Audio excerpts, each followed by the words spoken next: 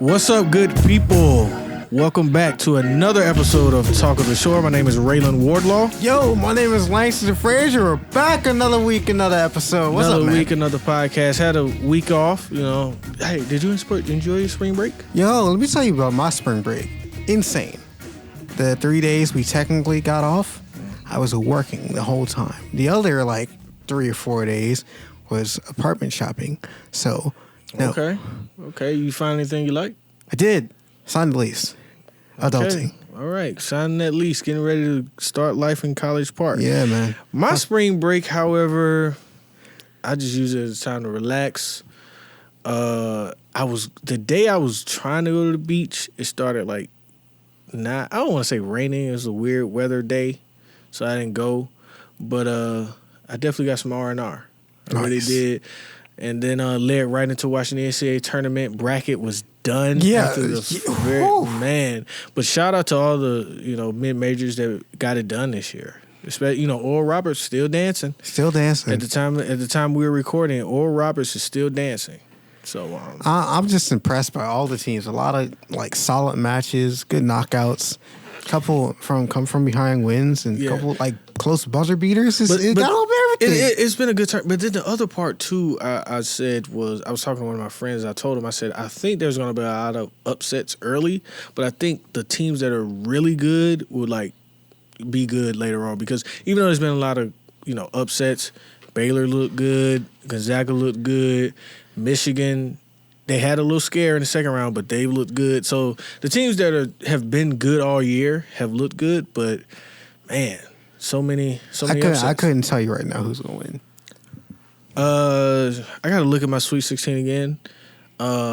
Dark horse for me right now is Houston. Okay. I had them going in my original bracket. I had them going to the Elite Eight, and I was almost had them in the Final Four. So I've liked them. That's my dark horse. I picked Baylor to win the whole thing. They've looked good. The game I'm really looking forward to is Michigan and Florida State. Good. I'll take Florida State all day. I think I'm gonna go with Michigan. Good two black coaches right there, so that's always a good thing. Juwan Howard's looking good with Michigan, Florida State. Leonard Hamilton's been there a while, so that's how March Madness is going. So but my dark horse is Houston, and then obviously I picked Baylor to win the whole thing. So we'll see how that goes. Right, and it's funny. Back. I guess we'll get into this later when we talk about our guests. The women's side of March Madness, man. We'll get there when we get there. Yeah, it was interesting. It was interesting. But I've watched a couple of those games, and it's weird. I don't know what it is. It's just I feel like there's a lot of buzzer beaters still, but I don't feel like there's as many upsets on the women's side. Yeah. Early on. Yeah. Anytime UConn loses is an upset, but just early on, I don't see many upsets there. But I think they're all solid matches. There's good matchups, but it's sometimes I feel like early on, traditionally, I'm not saying there hasn't been upset people. Right. But I'm just saying, the number of upsets on the men's side usually is a little bit higher, I feel, than the women's side. But I don't have. Yeah, but then you gotta look at the year that we've had. Oh yeah, it's part of it is the COVID year. But I was just speaking, just a from lot what of teams I've observed. Kind of made it in and got a better chance for some teams that didn't get to play all season. True.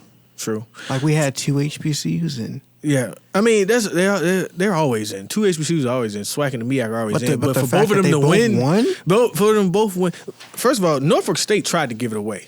They tried to give it away because they was rolling against App State, and then I don't know what they was trying to give it away, but dude stepped up, hit some free throws late, but and then Texas Southern, they pretty, they handled business for the most part. But then when they got in there and had to play.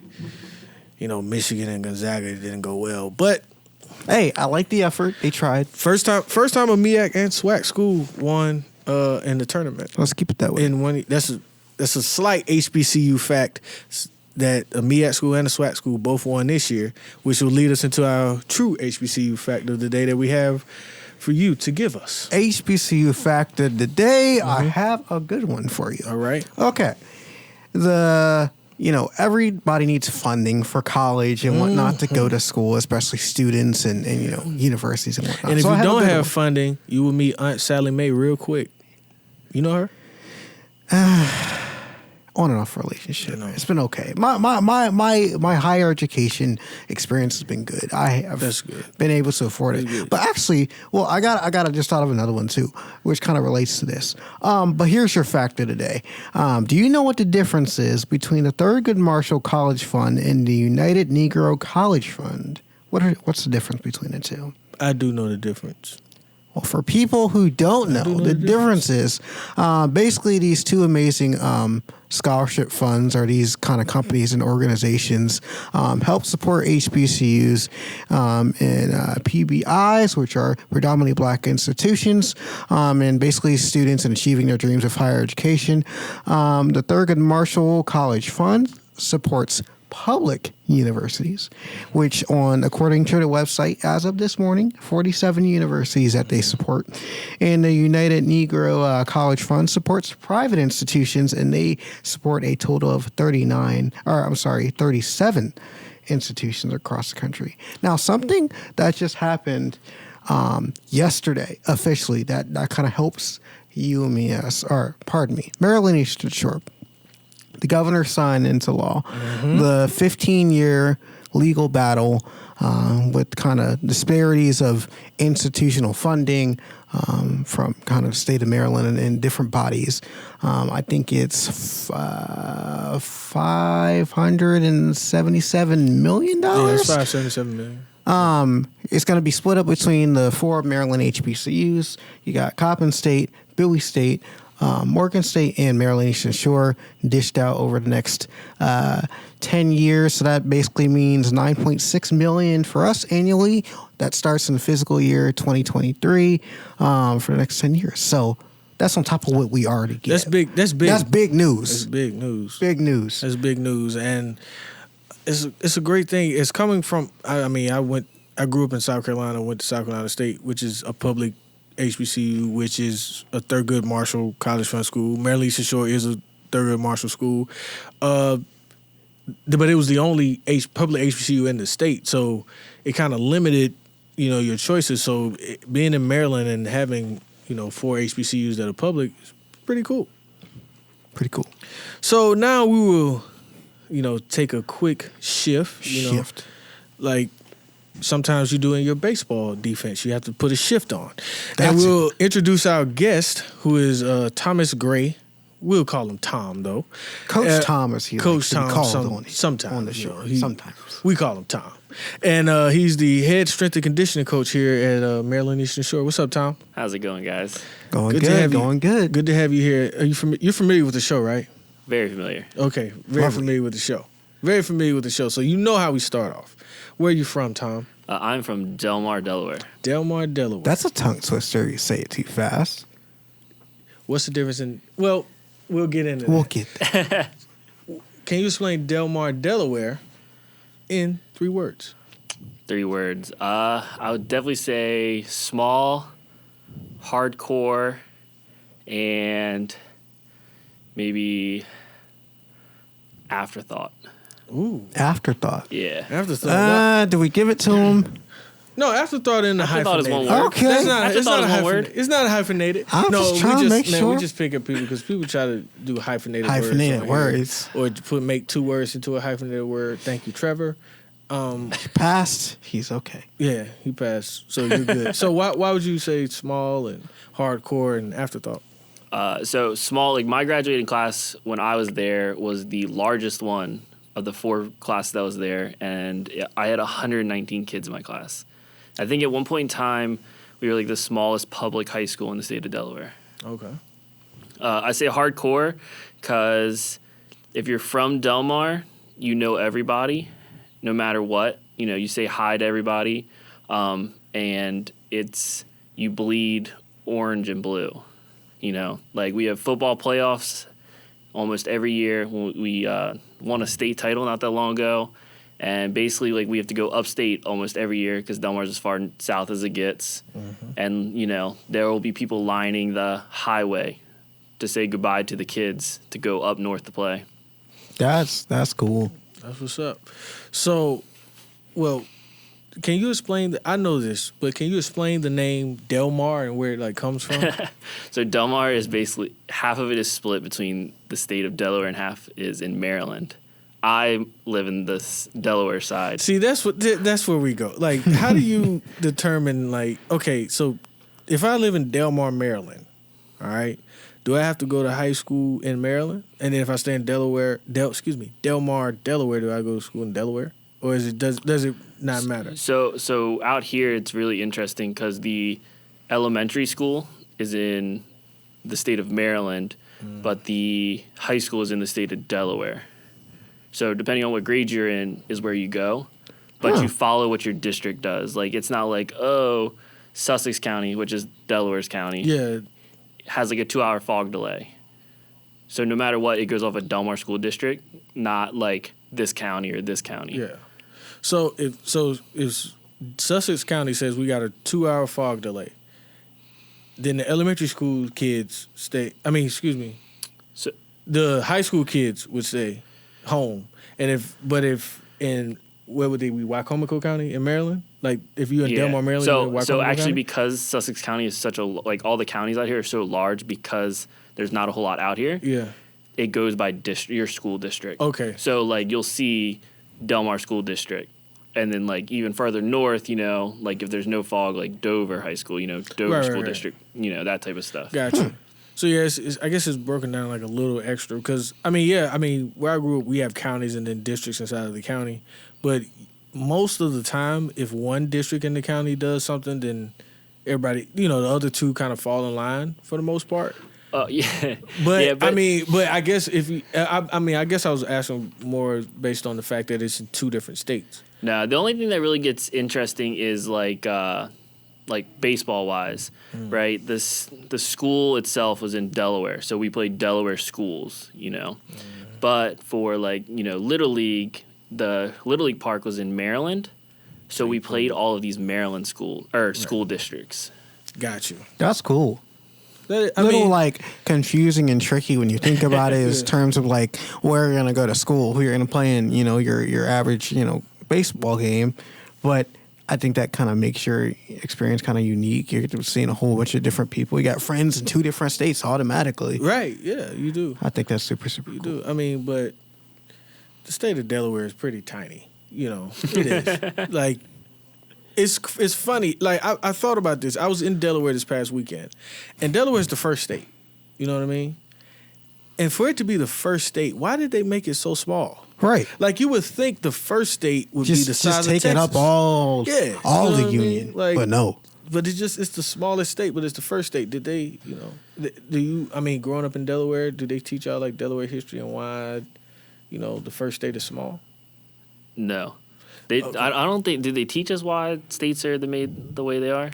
No, I know they unless it's like a legit like the ocean is obviously going to prevent us from being part of a different place. But right. Well, no, I was just asking from the standpoint. Sometimes every state does this. Like, why isn't the entire shore? Yeah, Delaware? How every like state, when you're going through school and you learn the history of your state or whatever, because they got to teach you something, and like they always try to throw these nuggets at you. There's like what makes the state you're in just so great. Like I know, kids growing up in Wyoming probably getting some stuff that they just think that they're just the top state. Wyoming is the place to be. Because, when we was learning South Carolina history, they was telling us you would have thought, I didn't even want to go to Atlanta sometimes. I'm like, man, we don't need nothing here. We got it all. And then you realize that, they have to do that. They have to get you hype about where you're at. So I didn't know. But, I didn't know if that was something, because y'all the first state, they threw something at y'all, to try to, like,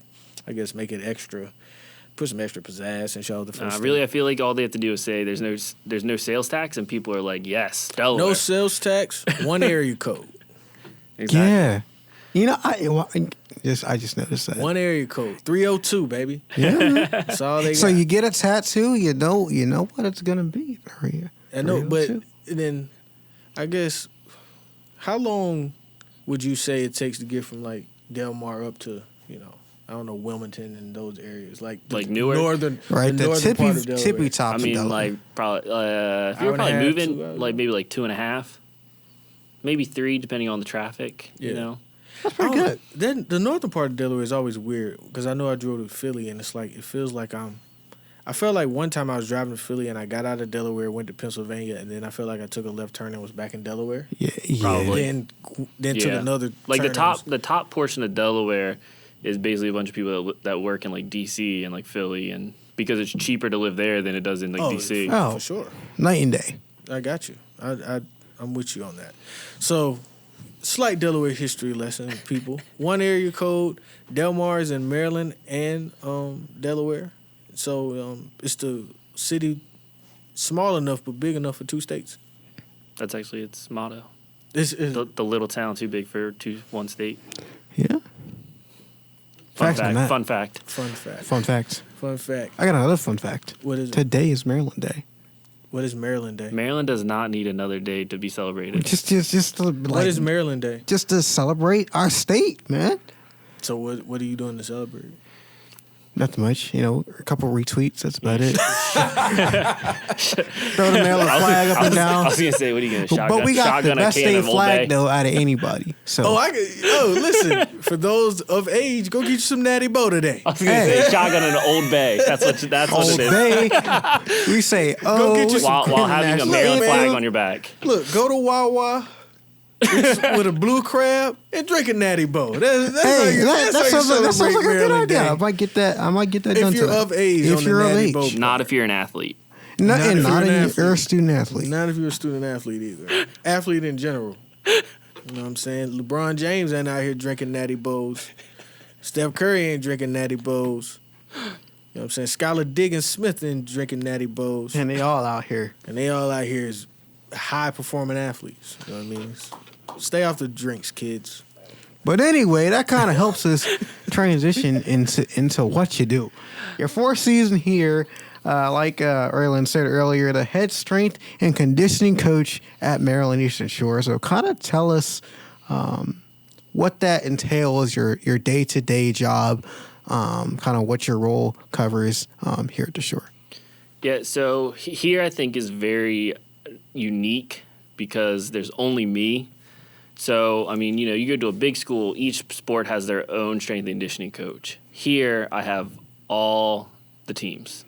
So I program workouts and make sure they do them correctly, basically, in the weight room. So is it different? I'm guessing for people who might not know, is it different for each sport? Are they working on different things? Or does everybody kind of get a basic general workout, and then they kind of go into their own different sports of what they need to work on? So that's actually a really good question. So a lot of times, I look based off of sport and their what's called a training age. So sometimes I'll have kids who have never been in the weight room before, so their training age is 0, or I'll have some kids that have had personal trainers or have been working out for 10 years. So obviously they're going to be a little more advanced. So it does get specified per sport, but also it gets even more individualized per person because of where they're at in basically like their sport. Right. So I guess it's a relationship between you and the student athlete. Is a relationship between you, the student athlete, and the sport itself and the coach, or is it kind of just a multi-tiered thing, or what do you think? Yeah. So whenever we bring people in, we basically do an assessment on them, and I talk to the coach and the kid and basically figure out where we want to go from where we're at. Does this athlete need to gain weight? Do they need to lose weight? Do they just need to basically get a little stronger? Do they need to get faster? And then basically we kind of go through the season and talk almost on a weekly basis about what we're looking for from kids. And just generally, what do you look for? Just in a general, what are you looking for? I know what you said as far as it's broken down, but generally overall, what do you look for just out of all the student athletes that you help work out? The biggest thing we're really looking at is basically just some fundamental movements. Can you squat properly? Can you hip hinge? Hip hinging is one of the biggest movements people don't realize. You're supposed to bend at your waist, not your low back. Yeah, so go a little bit into what hip hinging is, because I mean, do you know what that is? I don't. I'm learning. I'm let us know. So let us know. So basically, hip hinging is basically just where your entire torso is bending forward from the hips, not the low back. Mm-hmm. So really, like if you ever see someone pick something up, you look from their hip bone to their shoulder. Are they straight or are they rounded? Oh, kind of like when you're moving something, they say use your legs. Make sure you use your legs. Yeah, make sure you use your legs, not your your back. Yeah. And that's the biggest form of injury. And really, hinging is everywhere. As soon as you move your legs, you're hinging. Now, whether you're hinging in the correct part of your body or a different part, could really depend on how well you move as an athlete. Hinging is everywhere. It's a dating app as well. Excuse me, hinge. And it's in your golf swing. You got to hinge. There's a lot of hinging in golf. That's why my golf swing is bad? Yeah. We got to work on That's the golf not swing. the only reason, but yes. Man, my golf swing is coming along.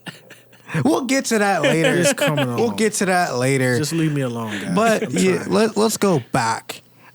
Before you got this job as head strength and conditioning coach, you were a student athlete here for 2 years, played baseball. Kind of tell us about that experience and kind of going from a student athlete to now working at your alma mater.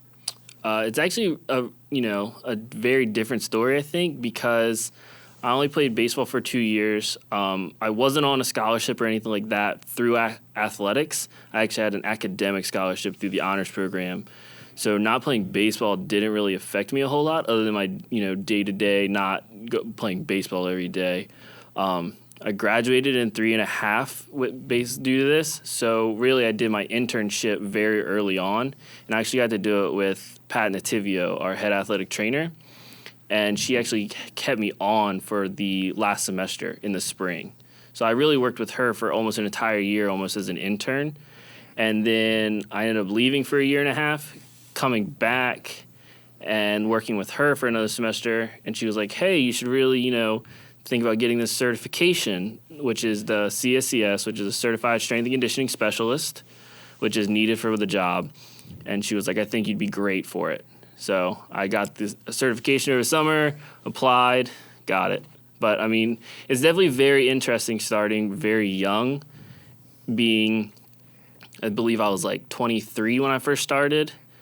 And, we have some international kids, so it was very difficult at first for me because, we had some volleyball players, I believe, that were 23 themselves. So it was very difficult at first to manage those relationships. But, I mean, I think now... Because they want to look at you as a peer. Right, practically taking directive for someone of your same age. Yeah, it's very different because they look at you as almost a student athlete as well. True. But...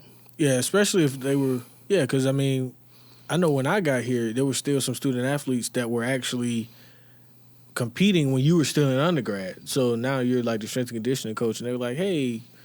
Me and you had, class together a couple of years ago, potentially or something like that. So yeah, I can see how that can throw like a slight monkey wrench in there. Right. So you speak about class and kind of that relationship. What was your degree in? I have a degree in exercise science. Nice. So was that always kind of the passion for you to be in college sports and kind of working in that field, or was something else and kind of just turn up events and landed you here? Initially coming into college, I wanted to do like physical therapy. In between my sophomore and junior year of college, one of the prereqs to get into PT school is to follow a PT for a little bit. I went for a week. I was supposed to watch one for a week, and I didn't get through the entire week because I did not like it. And then it basically took me 2 years to figure out what I was going to do. Actually 3, because I still didn't know when I graduated. That's why I left for the year, because I still wasn't sure. But I always knew I wanted to help people in some type of way, and sports just comes very natural to me. So it was a very easy transition. Got you. So sports is something that comes natural. You said you played baseball here. Take it back to young Tom on the fields of Delmar. What got you kind of into sports, and specifically what made you get into baseball and want to play it on the collegiate level? Honestly, when I was in high school, I didn't even realize I was going to play baseball in college. I applied to a bunch of different schools, didn't reach out to any coaches. I thought I was just going to be like a normal, college student. And then I got the scholarship from UMES, and I was like, you know what? I'm going to go there no matter what. I'll reach out to the coach. Gotcha. At the time, the coach was Will Gardner. I looked at their record, and I was like, man, they're not very good. Maybe I have a shot. Well, it also happened to they also happen to have like 14 kids on a baseball team, which they need bodies is at that not point.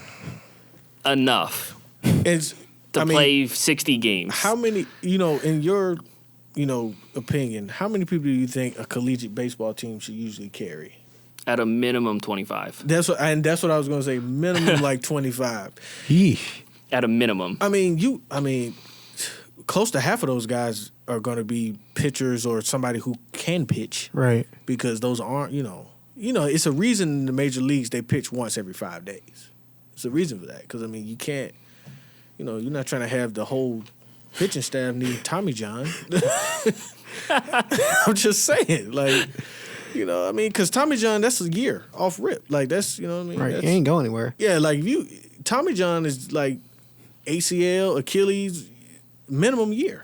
Like, minimum year. Put you in a sling and have fun. See you later. Yeah, you had that big box. The big box sling is what you're going to have. But yeah, go ahead. Go ahead. So you reached out to the coach, and they only have 14 players, so you knew they needed bodies. And it's a very interesting, like I showed up on campus during an open house, and he was like, oh, yeah, I'll meet you, and he was like, oh, yeah, I'll have a spot for you. Showed up, and I was on the roster. He said, oh, you're free, you don't cost any money for athletics? You got a roster spot. You got to maintain that 3.3 on an honor scholarship. That's important in athletics. Well, see, and it's funny, I was talking to my dad the other day, and I told him, I said, Pops, because I didn't play anything in college, but I told my dad, I said, I should have just went up to the coach and said, I got a 3.6. You need me. Yeah, you could have been the 14th guy. I should have went up to on a basketball roster. You could have easily been like number 14, gotten yourself a 3.7, and been good. I should have walked up because I was on honors college scholarship too. I should have walked up to the basketball coach and said, "Look, man, we're not good. All right, let me help you. I got a 3.6. I'm already on scholarship. He would put me on the team. Right. He has to. APR, team GPA, all that was gonna rise immediately. Exactly. If you put me, I said, man, I should have did that. But I'm telling you, because you played and then you went to not playing. I tell people all the time, if you go to school and you play a sport, that is great. But man, if you figure out how to enjoy the other side, you don't want to go, man. And that was part of it too. After I'd been in school about a year and a half, I'm like, man, I have no interest in waking up at 5, 6 in the morning to lift a weight or, do anything. So. Yeah, that's gotta be difficult. Well, it started. We used to have early morning practices when I was in high school, so I already knew that waking up early life, and I never was a fan. I could do it like once I got into the routine of it, but I didn't like doing that. You know what I mean? We were working. I was never early. Man, we used to have football practice 6 in the morning. Nope. They were still cutting the greens at that time. Man, listen, it would still be dew on the ground, and they would because my coach, they had a long water hose, and they would start on the sideline and just pull the water hose across, because it was like 20 yards. Oh, to take the dew off the field. Get the dew off the field. And so they would do that, and they would snake around. They would snake it up the field, and that's how we would practice at 6:15 in the morning. And you know what I mean? I got hurt one time because of the dew. The little pad still had dew on it, and my cleat hit the top and then hit a split. Oh. I ain't that flexible to be hitting no split. So that did not feel good. But yeah, I would never forget, they used to take that water hose and snake it up the field to get the dew off the ground so we could practice at 6 in the morning. So after that in high school, I'm like, bro, I don't have to do this anymore. You know what I'm saying? Especially, my honors scholarship, we used to have to take an extra class too. So I'm like, I'm putting in my extra time. I don't need to go out there and run into nobody no more. and get that CTE. Nah, I don't got to run into anybody. I don't need to potentially tear my ACL, run up and down a basketball court. I enjoy going home for Thanksgiving. My mama and my aunts, they cook good. Right. So sit in the house and sit down and get comfortable. I don't need to do being home for Christmas more than 2 days. Oh, yeah. Actually getting a whole Christmas break? Yeah. Man, please, I don't need that. Spring break? You get a summer. Get a summer, and then spring break. See, that was the thing, too. When I was in college, every year that I was in college, the MEAC tournament was during spring break. Oh, yeah. So if I had played, like here, I think it's usually the week of, no, usually spring the week before. before. Spring break is usually crazy for us. Spring break is usually like a week general. after the MEAC tournament, something like that. But when I was in college, every single year, we had spring break during the MEAC tournament. So I would have never got to go to spring break. And trust me, if you've never been to spring break in college, you missed out. You missing out. Because that was a glorious time. Don't do it now, because COVID is a thing. No, don't go out there. Don't do it now. You at spring break right now, you're stupid. But, back in, the earlier part of the decade. Pre-COVID times. Pre-COVID? Man, Panama City Beach. What a week. Yes, sir. What a week. Oh, man. Did you spring break any when you was in college? I never spring break. I was always gone with baseball. I had 1 year where I didn't. I had nothing, and I just went home. Yeah, I mean, and see, that's another thing, too. Probably if you play a sport and you always have to play on spring break, you probably, that year you get a spring break, you're like, man, I'm just going to go home. Baseball, usually spring break is like the start of conference play, I believe. Oh, yeah. So we would play like something like 9 games in 10 days during the spring break. Yeah, I remember. I went on a spring break trip with softball, and we left here on, like, the last day of class was, like, Friday. We left, played, I think, in North Carolina for the weekend, and then went and played in, like, Georgia, then came and played in South Carolina, and then came back up. Like, the whole week, the whole week was just playing and just going city to city because they knew it was spring break. So they was like, oh, you don't have class. Yeah, so you're playing, like, Tuesday, Wednesday, Friday, And so, your day off would be you driving like 7 hours. The day off, the day off was driving from Durham to Savannah. Yeah, that was the day off. I mean, or driving, and then the first day off was driving from Princess Anne to Durham. So we didn't. No day off. We was either on the bus or playing every day, and I was like, this kind of sucks. But how does travel work for you, especially in a person of your job? Always strength conditioning. It's just not on the days that they have games or before games, but it's a 24/7 type of thing. How does that kind of work for you in your travel schedule? Yeah. So here, I'm not able to travel. Other schools, if you have more than one, will generally go with the team, warm up the team, even cool down the team at times, But here we're not able to. So really it just comes down to like the assistant coaches running warm-ups, stuff like that. Usually if we get into like MEACs and it's relatively close, I will go to the game and be a fan. Like MEACs for basketball, Norfolk. I'll go there. It's even if it's like a Wednesday, I'll work in the morning, drive to Norfolk, drive back, be up 5 a.m. to work out the next team, Right. And so what are your hours usually? Well, tell the people what your hours usually are. So before pre-COVID, I was anywhere from like 6 a.m. to about 2 p.m. But then for about that 2 p.m. to 6 p.m., I would go help Pat and the athletic trainers in the athletic training room. So pre-COVID, I was helping athletic training a little more. Post-COVID, I'm not. So anywhere from 6 to 2, and I might have like 1 hour, maybe 2 hours to myself in that time.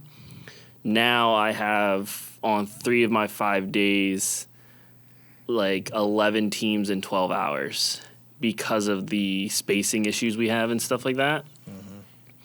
So it's a little rougher during COVID, but I mean, I'm not working any more than I normally do. Right. Yeah. That makes sense. You have kind of a team that you enjoy working out the most with. They're kind of like the most like, I'm ready to go work out, get it done, get it in, have some fun in the workout room. Oh, it's me. It's me when I get in there. Yeah. It's when I get in there. That's who he enjoys the most. Ralan and I already worked out today, too. You know what I mean? That's who he enjoys the most. Exactly. But no, which team, though? I don't have a favorite team. I try not to take favorites on purpose. They probably know, like, with me being in there, but I don't want to say one team, you know. That's not. Well, as I'll say, these teams are very fickle. Like, sometimes they come in, they're great. And then the next day it's like, what did you eat? Right. What is going on? That's with everyone, though. That's life. You have a good day one day, bad day the next, you know? Yeah, but it's different when it's one person versus a team 30, of, 40. You know what I mean? 10, 15. Like, or 15, 15. Even the smaller teams like golf and bowling, like, if 8 people come in there with, like, a bad vibe, that can, like, literally throw a lot of what you have off. But then the next group could come in and be, going crazy. So you never know.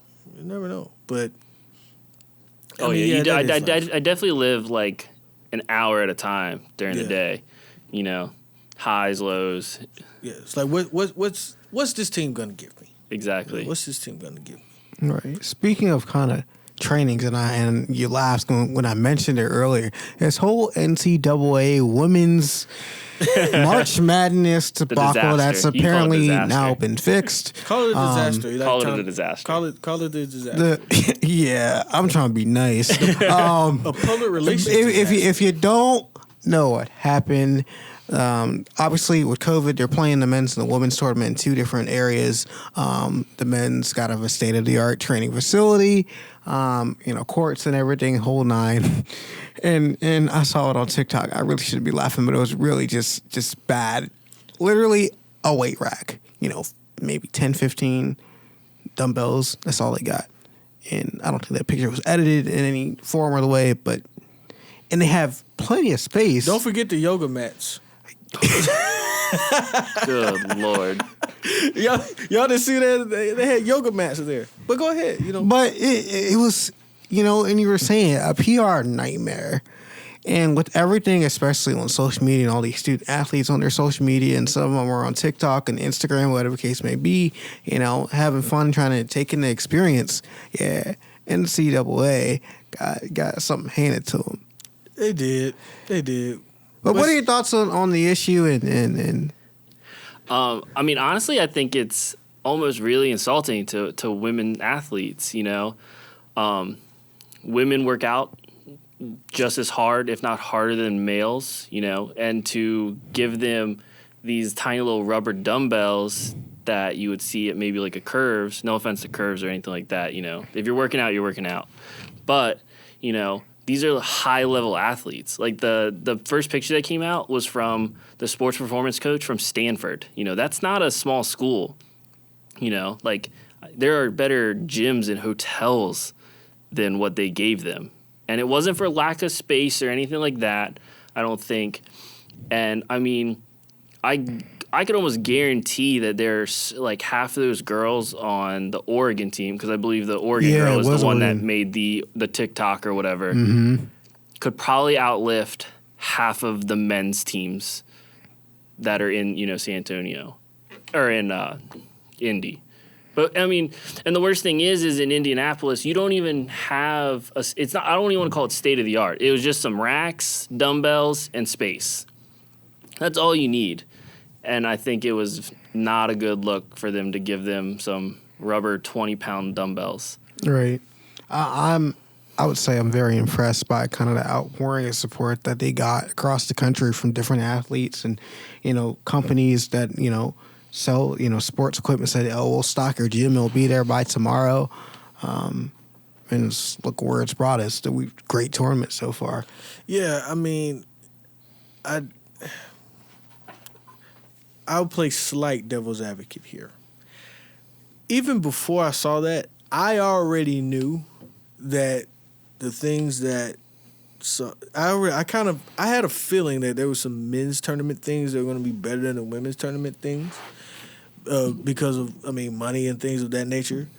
But I think I don't even think it was the fact that the men's stuff was better. I think that it was because it was so much, like it was a glaring difference. Like if you, like say if you had the, you know, how the men had a full ballroom. Say if the women only had like half a ballroom, right? You would have been like, that kind of sucks. But at the same time, people were like, okay, at least they have something. I think because it was just so glaring that it was messed up at the highest level, which is the NCAA tournament, which is, you know, the NCAA tournament for the NCAA is the big cash cow of the, you know, of the year. And so the money's there. You know, with sponsorships, TV, everything, the money's there. So for it to be so glaring of a difference is, I think, what jarred people so much. Because I like I said, if I had saw a smaller weightlifting space or not as many racks, I think subconsciously the majority of people wouldn't be as surprised. But I think because it was so vastly different is what really got people going, because it's like, man, is it really like this? Like, if it's going to be like this for if it's like this for the women's basketball NCAA tournament, I don't even want to know what swimming and diving looks like. I don't want to know what tennis, like, you know what I'm saying? Because if the basketball is like this, then what's the volleyball look like? You know what I mean? Because you only know it's only getting worse and worse, because especially in this time of COVID, you know, this isn't probably the last bubble situation they're gonna have to do. I think the changes and the kind of issues and protocols they put in place are here for the long run, especially when you're doing that type of tournament with, you know, that many student athletes in one place, especially until we get back to some sense of normal, which is kind of starting to happen now. But at least for large sporting events and kind of, you know, things of that scale, I think it's in there for a long run. But I would like to see going forward, now that kind of the NCAA has been put on blast, to kind of give them the same treatment as they get the male. So if they're going to get a swag bag or whatever the case may be of March Madness stuff, give them the same thing as on the women's side. If their court doesn't say March Madness, put it on there. Because I was looking to watch the basketball game the other night. It just said NCAA women's basketball. No, put the March Madness logo. I don't even think that's. I think that's more of a. I think that's a money thing. Like, because it's like, because a lot of people don't even catch this. The way that the broadcasting of the men's tournament is not the broadcasting of the women's tournament. Because the men's tournament is like Turner, it's like a Turner CBS thing. Yeah. That's why the men's games on like True TV, TBS, stuff like that. It's all networks. And then if on the women's side, ESPN, you know what I mean? It's like a whole different kind of partnership system, for broadcasting and things of that nature. So I think that may have to do with the TV partnership the rights situation. And whatnot, Because it's me just, I remember catching it because when, I think Turner's had it for like 10 years, when the tournament like changed, because if you go back and look, like if you look at a Final Four from, pretty much the NCAA tournament in like the 2000s, 90s and stuff, they would play at these different venues, but they would play on the actual court. So like if you look at like for instance, I'm trying to like if you look at Michigan, back when Fab Five was playing, they played at Rupp Arena, which is the University of Kentucky. Right. But when they actually was playing, it was like it just looked like two teams playing on the University of Kentucky's court. It was everything Kentucky there. But now if you go and look at the games, you'll see they actually make all the courts kind of look the same. Right. To where you don't know where they are based on the court. Right. Now you know, they'll have the city that they're in on the court, but as far as like the actual playing surface, kind of looks the same. And I think that's part of that is why it's kind of probably like a partnership kind of thing. Because you can look at like NCAA tournaments, they would have, when the Final Four would happen, like the court would like celebrate the city that they were in and stuff. But now I think because of the TV deal, generic. It's like they made it very generic. So I think that has something to do with it more than just, I mean, what the NCAA wants to do. I mean, I don't know that for sure, but I'm just like thinking based upon what I've noticed, because I did notice that like a few years ago that the courts was looking different, but that it's probably got something to do. It's always money. Unfortunately, it is. It's always money. Tom, what do you think about the issue? You know, I don't know. I mean, that's way above me, I think. I mean, I'm just glad that they got, you know, like a legit weight room. Yeah. You know. Food. I think food is a big deal too. I know at the beginning, the NCAA was doing a lot of like putting fires out with like the food issue because there was like the men had like this amazing looking buffet, and then the women had it was like it basically looked like gruel in like a styrofoam container, It looked like a lean cuisine. Exactly. Basically. Exactly, and that's not. And like I said, we're dealing with these like high level programs that where all of these athletes potentially could go to the next level, whether that's overseas, WNBA, NBA. Like that's not what you want to put forth at this point. Right, definitely a learning lesson for the NCAA this year. No doubt. So after the heavy stuff, we're going to get a little light. Quarantine has been going on for a year. We were talking pre-COVID, post-COVID. How have you kind of entertained yourself throughout the last year with being in quarantine and not being able to really go places and do things like that, kind of just being bunkered down? I've actually done a lot of like learning, I think. My job constantly changes, learning new ways to coach, just new exercises, new ways to go about things, just kind of adding to my arsenal of exercises and just the way I go about thinking of things. I think that's been a big deal. Just some TV. What you watching? I finally watched all of Game of Thrones way too late. Okay. And golf. Lots of golf. Golfing, you can, kind of space out and you're good. Yeah. You don't have to be around people. Were you a Game of Thrones watcher? No, I'm not a Game of. I don't watch. Let's just put. Can it seem like let's just put it out there. Every week, it's a new guest and a new show, or a returning guest, or a different show. I just don't watch TV like that. I just don't. Now, I'll tell you something that I am watching on Netflix right now, which is totally unrelated to like series and whatnot. It's called Drive to Survive. It's a Formula One series. I think it's like their third season. Head over heels for it. Love it. What's the name again? It's like Drive to Survive. It's on Netflix. It's a whole bunch of Formula One guys and basically tells them their season and everything. Got you. Yeah. So but I am watching a show about also on CNN about Lincoln. Lincoln the president. Got you. Which is very good. That's what's up. So Tom, you mentioned golf. All right. And you guys tried to play me about golf earlier. You know what I mean? How do you feel about your golf game, during this quarantine? Like, how do you feel like it's coming along? Definitely getting better. I mean, definitely transitioning from swinging a bat to a golf club is very different. How I thought it would be easier. Yeah, I thought it wouldn't be too bad. I mean, like it's definitely easier than like going from being a rotational athlete to a different like rotation. Right. From being like no rotation like Ralan. I have rotation, bro. I have rotation. But you didn't play a rotational sport when you were young. Right. I stopped playing baseball early. Exactly. So you're not used to like hitting a ball while rotating. Right. You're used to like jumping and running into things. Yep. That's why my shoulder hurts now. Oh, my shoulder hurts too. Don't worry about that. God. I was talking to one of my friends a couple weeks ago. We were just talking about high school football practice, and like they were trying to give us CTE out there. Dog. Like we was hitting every day. Just what does that teach you? Nothing. I don't know.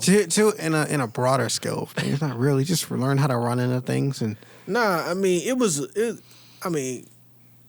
the first couple weeks you gotta see who really is trying to do something. You gotta check the physicality of the guys. You know what I mean? Because it's some dudes that look good without the pads on. But then you put them on. You played football in high school, Tom. You know.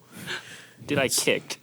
Completely different. I know, but I'm saying you can relate to like seeing some dudes in like 7-on-7 when there's no pads. Like, oh, they just shaking and baking. They just, whatever. I was never out there for 7-on-7. But I'm just saying, he's a kicker. He's got one job. Exactly. When people are out there and there's no pads and they look good and they can shift and it's 2-hand tag, they happy. And then now when you go across the middle, you can't get touched. And this is, over a decade ago, so it was encouraged by defenders to touch you if you was going across the middle. You know what I mean? So, my team, we got in fights. We got in fights at 707s. Like, because we down there, dudes just didn't know how to not hit. You know what I'm saying? I got a story about hitting that. I got a story about hitting somebody. Dude tried me. So I had to retaliate. You can't be a punk, bro. You know what I'm saying? You just can't be a punk. But football, man, crazy. Yeah, football. Playing football growing up, this is wild stuff. But I'm mad. I think about baseball and golf and things of that nature. I really think more kids are going to start shifting to sports like that. I really do. Yeah, man. Because of what has come out about not to pick at football, but. Football and, some of the other more contact sports, people are going to start to, say, baseball and golf and tennis. And I think those sports are going to start becoming more prominent for young kids. Right. But I'm all about, when you're older, pick a sport that you love. But when you're younger, play a little bit of everything. Oh, you got to play everything when you're a kid. 100%. Right, unless you Except can't. football. Don't put. But man. other than that, play a little bit of everything. See what the sports world has to offer. Don't have your 6-7-year-old playing football so he can break his neck. Right. Going to practice up and down the street. We need a trainer. You know what I'm saying? Flag football, because that's becoming more prominent, I think, for young kids. But, in the 90s when I was a kid, we was tackle. You know what I'm saying? Right. Yeah, you didn't know what flag football was. Bro, when you yeah, you used to play 10, 15 years ago, you didn't know what flag football. Even in gyms, there was no flag football. It was accidentally tackling kids. Man, I remember when we would be when I would go to say I would be down with my cousins and we would go somewhere else and be a bunch of kids playing football. If you were called they thought you was a little soft if you didn't want to play tackle in the front yard. You know what I mean? I was 7, 8 years old. The only thing we couldn't do, couldn't grab people by the neck. I had a friend break. I watched a kid break his collarbone when I was 17 because they wanted to play tackle, and I'm like, this is dumb. Okay, first of all, when you're 17 years old, you should. When you're 17, you're smart enough to know not to play tackle. Jeez, man. But what? When I was 7, 8. Cousins, please. Not in slow or lower. I don't see people getting tackled in the cars, asphalt. We was out there playing, when you're 7, your bones are a little more flexible. I know, but I'm saying we still should have been. I should have been 8, 9 years old playing tackle football outside my grandma's house. No, we should have been doing it. Down south, man, rules. We had the phase of tag football, so we just played. Well, we played. Now let me. You know what I'm saying? If my parents or my aunts or some family member is watching this, we didn't play tackle all the time. You know what I'm saying? We played tag sometimes. You know what I mean? I remember one time he tried not to get himself in trouble. No, what are they gonna do now? Nobody broke a bone that I know of, but no, I remember one time I was playing.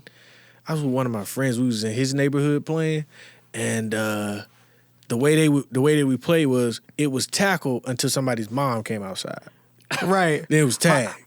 So somebody's mom come outside. We playing tag. 2-hand tag. But if somebody, you know what I'm saying, other than that, you know what I mean? But we veered off. But back to this golf thing. Right. Back to this golf thing. Tom, what's your goal, you know what I'm saying, as far as, we're not going to talk to Langston because he actually can play, all right? Yeah, I heard Langston's pretty Langston good. actually can play golf, all right? Yeah, it's what I kind of do. It's kind of what you do. You came to school for that. Now, me and Tom. I'm all about amateur golf.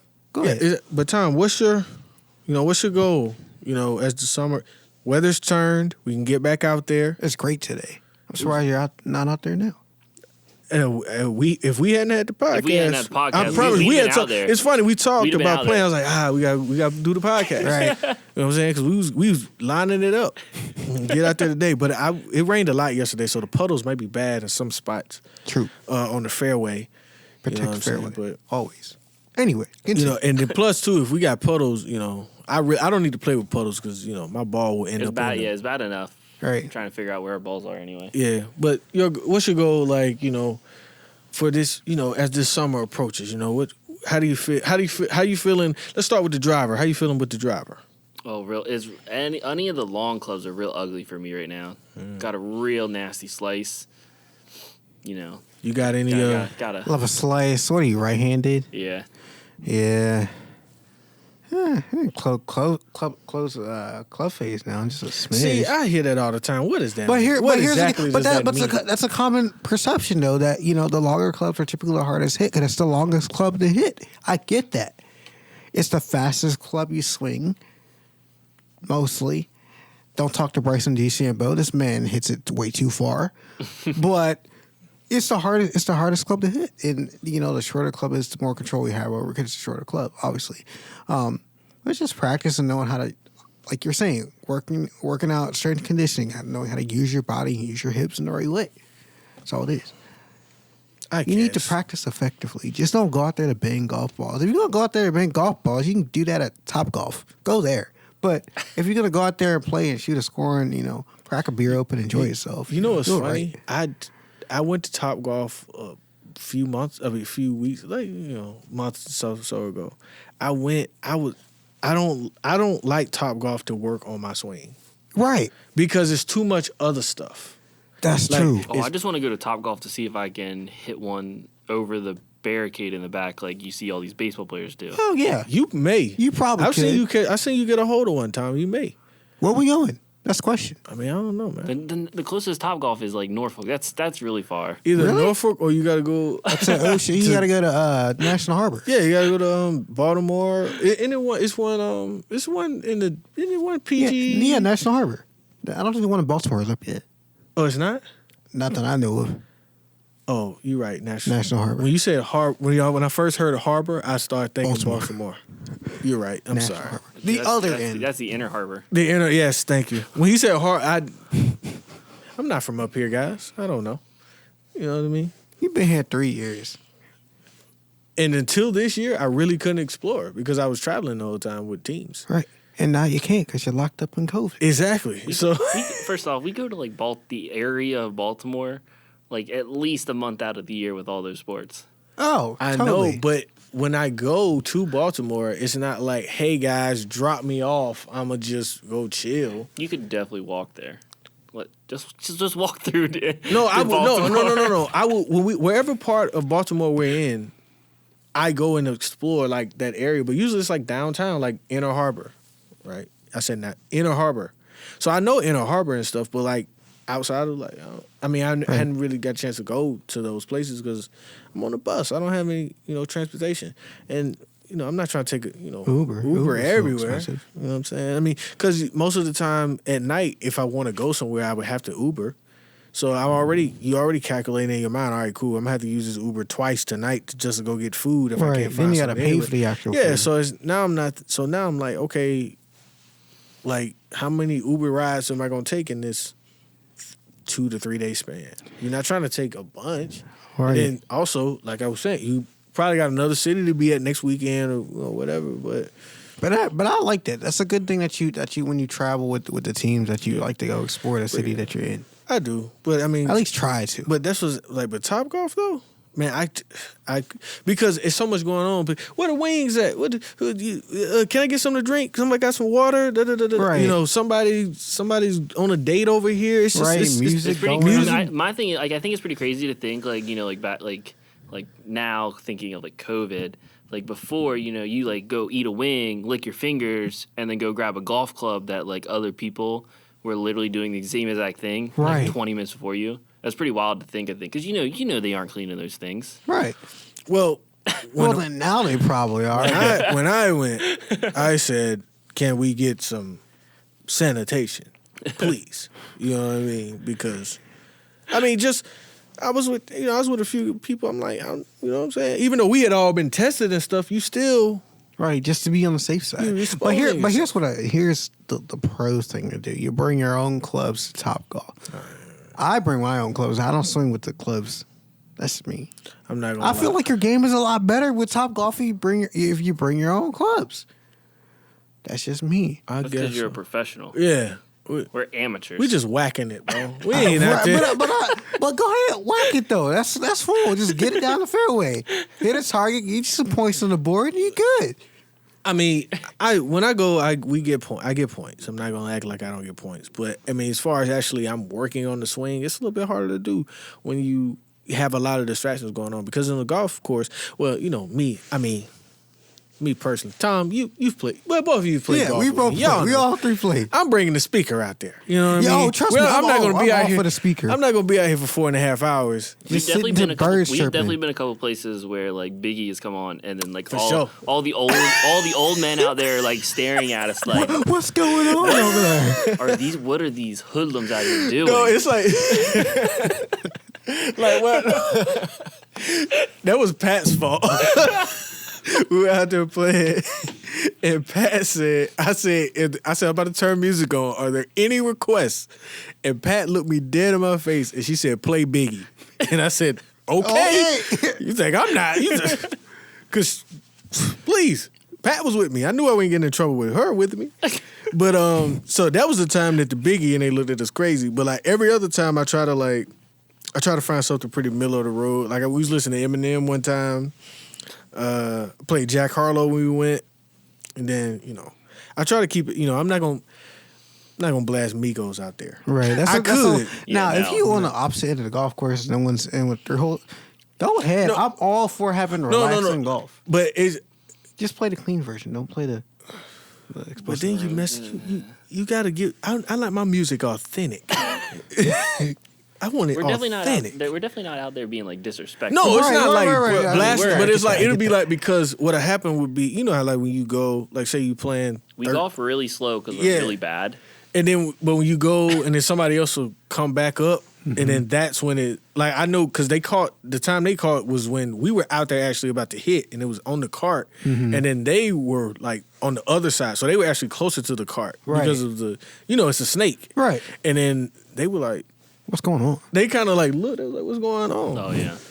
But I mean, I don't take full responsibility for the Biggie. Now I would have played it, but I was told that was the request. She told me she looked me dead in my face, said play Biggie, and when that was over, she said play Snoop Dogg.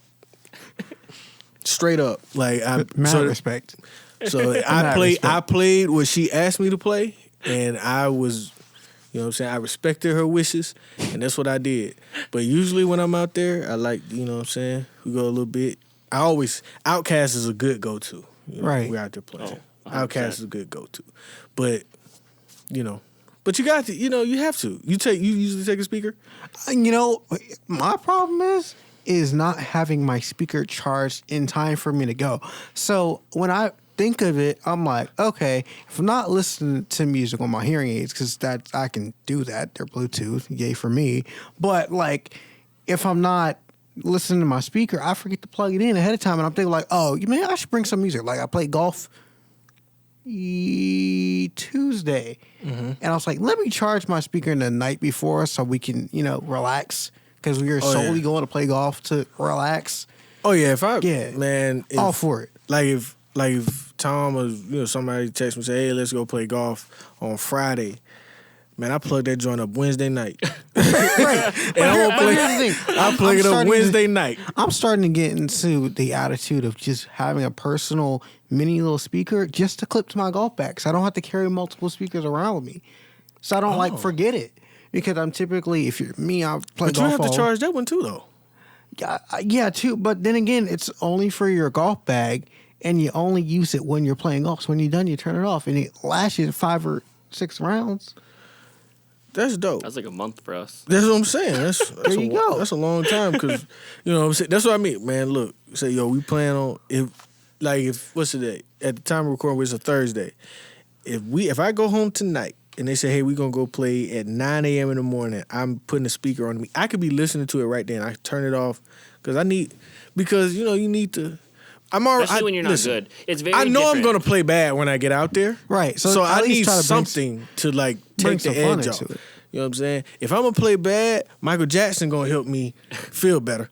You know what I'm saying? At least I can, I can feel the thriller. Right. You know what I'm saying? I can feel something. You know what I mean? But we're not just gonna go out here play bad and just listen to birds and listen to birds chirp and watch geese walk by. No, we're not doing that. But back to, we got so sidetracked, but we still talking about golf. So you got your driver. Right. What's your goal? Yeah, what's your goal by the the end of the summer? All right. So I'm very real with myself. Off the box with the driver, I'm getting solid distance, but we don't know where it's going. That's cool. No, we do know where it's going. It's going right. Yes, it goes right. But straight right. That's good. No. Straight right. Straight right. It don't even curve. Straight right. So you just like slice. Yeah. So I'll actually turn my body and face left. When I played with Tom one time, I was turned all the way left, like I was over there, and then hit it. He was aiming at if it's a clock, he was aiming at 10. I was aiming at hit the ball to 2. All right. Hey, but at least you're consistent. I know that was it. So we fixed it from him hitting the ball solidly 25% to now 90% of the time club face, solid contact. We fixed it from 25 to 90. Now we're just trying to get it to go the right direction. Correct. Correct. Come see me this summer. We have to. So that and then my iron play. It depends. I'm my 7 iron. I'm doing well with that. But putter. Actually, my putting is probably the best part of my game. You can do it in your house, in your apartment. I know I can, but putting, I don't know. I look at putts. I look at putts like free throws. Wow. I've never thought of it. I mean, it's just as far as the distance and it helps me with it as far as as far as the alignment is concerned and the feel. That's how I can do. So putting is probably the best part of my game. Everything else, we're coming along. Tom, how you feel about the irons and everything? Irons, usually anything from because I went and bought some real cheap set. So driver through 5 is hybrid, so they're long shafted for me. So basically anything from 6 down, I'm good. I know 6, 7, 8, 9. Yeah, wedge, pigeon wedges. Yeah, everything like that. Typically, I know where it's going. Know the distance for the most part. I can't if I want to put a fade on a ball, I'm not that good. Right. But I generally have an idea of where it's going. But I'm the goal is to break 90 by the end of the summer. For me, 100. Break 100. Good goal. Break 100. Because the way I look at that, breaking 100, you just can't. I can't have those triple and quadruple bogeys. It's all short game. That's why I tell everybody, work on your short game. I can't have those quadruple bogeys that I like to have. Yeah. Short game. So if you start on the putting green, I tell students this all the time. If you start on your putting and you go backwards, that's all you need. That's all you need. Don't go driver, 3 wood, driving iron, 4, 5, 6, 7, 8, 9. I don't have that many clubs. Yeah. Just simple. I don't have that many clubs. Just start on the green. Well, actually, I probably do. I just don't. listen. Really needs 3 clubs. That works too. That works about too. 5. There's no shame in your game. Not counting the putter. Not counting the putter, 3. Hey, no, I use 5. I use my driver. I got that little that hybrid that I use. The 7 and the approach. That's it. That's all you use. That's the whole bag right there. That's all you need. That's all you need. I'll use my 9 some.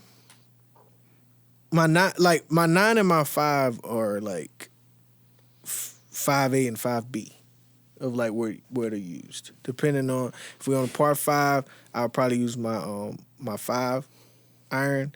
Par 3. Well, no, usually par 3s I just go with a 7 I go with a 7 off the box. And depending on the par 3, I mean a couple times I put the 7 on the green from the par 3. That's good. So I almost got a hole in one the other day though. You know what I'm saying? But no joke. Not with us. With us, bro. That was close. That ball, Tom. About? That ball was going straight at the hole, and you know it was. Where were we? Nutters. Remember, it was the one. It was actually one of the few ones that I actually was aiming straight, and it went straight. It was on like 15, par 3. It was a par 3. Oh yeah, I know which one you're talking about. It's a real small par 3. Yeah, And it was. It's kind of tucked in. Yeah, I know it was a glorious shot. You probably 12 feet away. Yeah, I mean it was a good shot. As long as you didn't 3-jack it. I don't even know what that means. 3-putt. 3-putt. Oh, Don't get on the 3-jacket? Yeah, 3-jacket. That's what they call it. That's I just was saying 3-putt. Yeah, don't 3-jacket. Golf got too much lingo, man. We like the lingo. I mean, every sport has lingo though. I thought about that the other day. 3-putt, but 3-jacket. That Because I would listen back to the one with Casey when we was talking about the pick and roll and the hedge. I was like, that's basketball lingo. You know what a hedge is, Tom? Like in basketball? No, I was not a basketball person. Do you know what it is, Langston? Nope. Still trying to figure it out. That's why I go back and I listen to the episodes. Quick thing, hedge. Oh, okay, hedge. If you're playing, if it's usually for big guys, right? If you're playing defense as a big guy and your man is coming up to set a pick, so that means the offense is trying to do a pick and roll. Mm-hmm. Your job is to hedge. When they say hedge, like if you watch basketball, you've seen it. You know how like if somebody comes, the guy who's getting. His guy is setting the pick. Right. He like just steps out there to like stop the momentum. That's a hedge. Like stop. Like just you can't let the guy dribbling the ball just dribble off and like just take off because then he'll drive right by you like Casey said she did to the girl because she didn't hedge or she did it slow. So you got to hedge and you'll see like y'all seen pick and roll. Right. Now you got to just stop. I know what you're talking about. Yeah. You know what I'm saying? You got to stop whoever's coming off. When he's coming off the pick, you can't just let him come off the pick and go. You got to stop him and make him like take a second because then your guy can get move off and get back and recover. Right. So he can recover. Like sometimes you probably heard of the basketball game. They're like recover, like that kind of thing. Like they trying to. Now we know what it means. You know what I'm saying? So that's a hedge. You know what I mean? I love it. Quick little thing. You know what I'm saying? You saw me. I'm about to get in my stance in a second. I don't want you to hurt yourself. I will. Right. Careful. I will. I played basketball in high school long ago though. Anyways, so the golf is good. That jumper is still there. It's still there. It's still there, dog. You and this jumper. It's so proud. Only if he's standing still. Any type of athletic movement, he done toast. Oh no, it's not toast now. Don't get that twisted. But if them dudes on the team want to play horse, they getting buckets. Y'all call it horse. I call it POTUS. You call it POTUS? Yeah, President of the United States. I know. But that's what I play. Even though I'm never going to be the president, but I give myself some hope. I know, man. Y'all see the video? The Virginia State president is out here. Yo, he is. Yes. Got him twice. Got him twice. My cousin posted it. He goes to Virginia State. Posted it. And we're like, okay, cool video. And he posted the video on his Facebook and got him again. Brought the cheerleading team, brought the mascot out. He brought the whole school out. In the administrative assistant took his jacket, one shot. I don't think they did it twice. I think it was a one and done thing. Just got him. You have to transfer after that. Like Barack said, this is what I do. This is what I do. This is what I do. He was so smooth about it too. Oh man. But yeah, like that Virginia State president is pretty dope, man. And I was laughing because I was just like one of my I just saw it. I was like, man, that HBCU culture is just different. That's what it is. Because the president at Towson not doing that. Look, the president at Towson, the president at William and Mary, they're not coming out there and just gonna be playing ball in the middle of campus. They will be in their office. They probably don't know what the president look like at some of them schools. Exactly, man. They don't. Our presidents are always accessible, so I rock with that. But Tom, thanks for coming through. Yeah, man. I appreciate it. Before we let you go, do you have any social medias you want to plug? Twitter, Facebook, Instagram, TikTok, whatever. If you're trying to, share your Netflix password with somebody, whatever. Right, because they're cracking down on that. Right. Where can the good people find you? I actually do not have social media. What? At all. That's good. Whoa. Is that like a personal choice? What? Personal choice. Nah, Cedric didn't have it. I try to stay away from it. That's cool. I respect that. That's cool. I respect it. Cool. I kind of can't because I have to, right. It's in your job. You got to do it. Yeah. But you'll from that first episode, I mean, student athletes, they may be finding my social media, but they're not following it till after they graduate. Right. So a few of the guys that have graduated, I have on, but like while they're students, not many of them, but some like just random students, you see UMES in their bio. I'm like, no, come on, get out of here. But yeah, man. It's because you're representing UMES athletics. I am representing UMES athletics. But like I said, Langston, like me and Langston, we're two of the most visible people at the basketball game because we taking those stats across. People running around. Like I thought about it because I was like, how do people? I remember I was playing basketball in Talls. I was like, how do these students that don't play sports know who I am? Then I thought about it. I was like, when I'm running stats during the basketball game and there's literally no one else on the court, and you're the guy that does that 10 times. Yeah. After a while, maybe they hear Pat and I cheering for you guys too, because we're the only people cheering for you. I know, man. The hustle, running across. It's always right behind the scorer's box. I miss Matt. Matt used to do it too all the time. I miss Matt McCann. His run was awful. He had the worst. He had the worst run I think I've ever seen in my life. It was like a shuffle type of thing. It wasn't even. It was like a skip scooch thing. I don't even know what it was. It was like because he ran on his toes. He definitely walked on his toes. Like he didn't walk on his toes. He ran on his toes, but it wasn't fluid. So it was kind of like a hop back and forth, kinda. It was a weird. Well, we can't adopt him, man. The man is out here balling now. I know he got to go to. He did. His Mount St. Mary's went to the tournament. Yeah, both sides did. I know. The men caught that L from Texas Southern because that's what happens when you play HBCUs. You catch L's. Sorry, you know what I mean. Shout out to Texas Southern, Houston. Love you, fun Matt. city. Love you. Love you, Matt. Shout out to Matt. Love you, Matt. But Mount St. Mary's had to catch that L from the SWAC. Sorry. Been lucky, Norfolk State would have did the same thing too. But you don't have socials, but we'll plug ours. We have Ralan Wardlaw across the board, Facebook, LinkedIn, Twitter, Ray_Law12, R_Wardlaw on Instagram, Snapchat. Don't even waste your time. Don't even waste your time. Don't waste your time. Yeah, I have Snapchat just so a few people can follow me. I mean, so few people can send me stuff because it's funny, but right. Not worth it. You got TikTok? I want to hear if you have a TikTok. I don't want to know what I need TikTok for. I have a TikTok just for scrolling, just like to see what my friends are. Like I've told people before, if it's good on TikTok, it'll make it to Instagram or Twitter. Everything else. I don't need.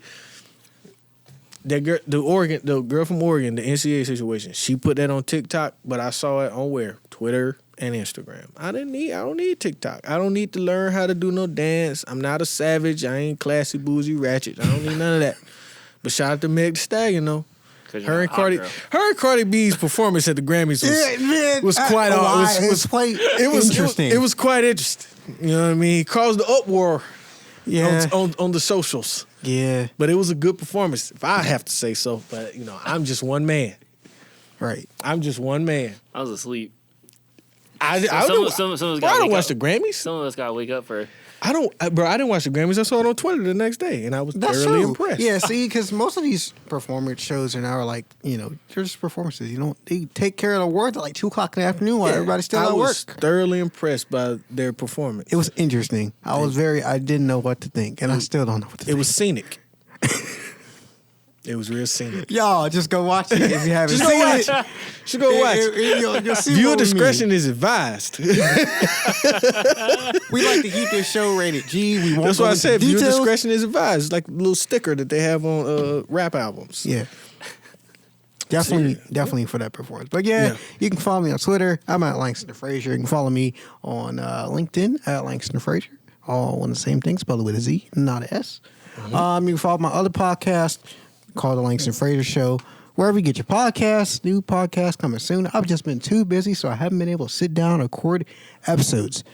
But it's coming, though. But it's coming. I already got the guests locked up. It's just me sitting down in front of a mic and, I don't have the production value of our in studio crew for my own podcast. So I got to edit it and do all that stuff myself. So we'll get to it. We'll get to it for sure. And then speaking of podcasts, the Hone Your Craft podcast, episode 3 is out. Coach Jason Crafton, Coach Fred Batchelor, who was a guest a few weeks ago. We gotta get Craft on here, man. Yeah, man. We gotta see what he's talking about. You know, Crafton gonna roll up here in his whole entourage. He may. But you know, we don't let entourages come in here, man. Right. Unless it's Turtle and Vinny and y'all ain't watch Entourage, man. Y'all suck, man. Anyways. Y'all suck. Y'all ain't watch Entourage? Yo. You didn't watch Entourage. You can follow our Entourage. Yo. We got social handles for the athletic department. If you haven't followed us, we're on Twitter at ESHawks Sports, Instagram at ESHawks, Eastern Shore Hawks on Facebook. And as always, you can go to easternshorehawks.com for all of the latest information. Join in on our conversation, #TalkShore.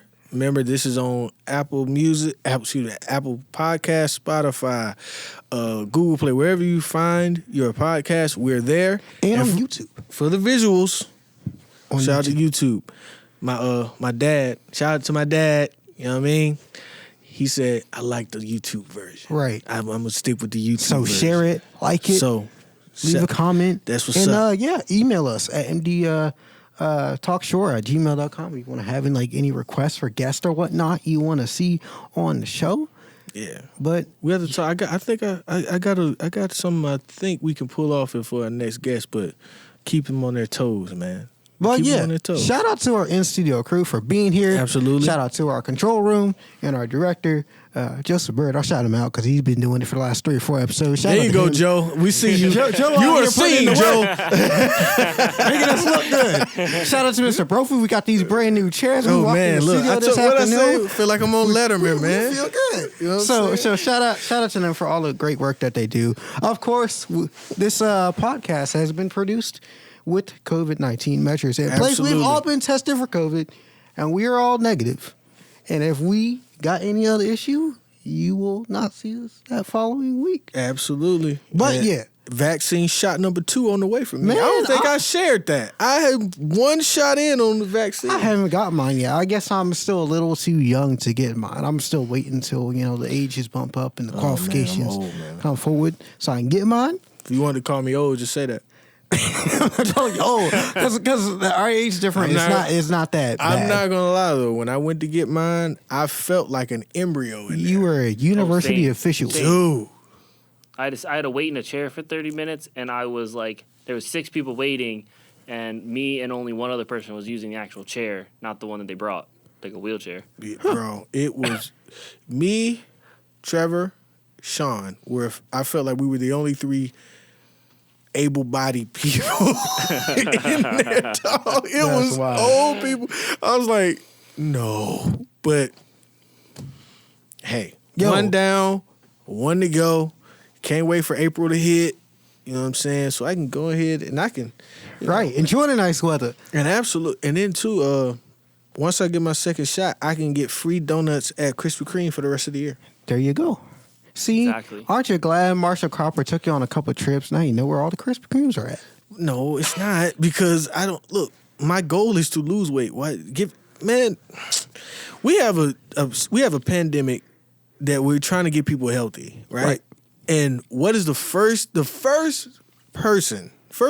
organization to start giving out free stuff is Krispy Kreme. Well, that's why we got.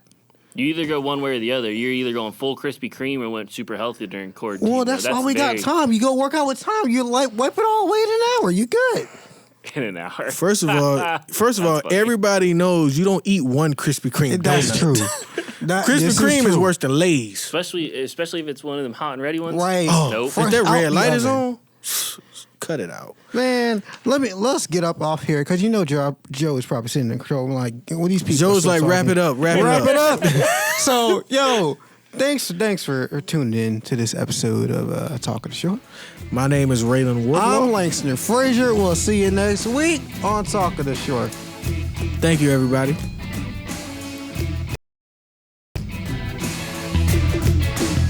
Oh, that was great. That's perfect. Yeah, man.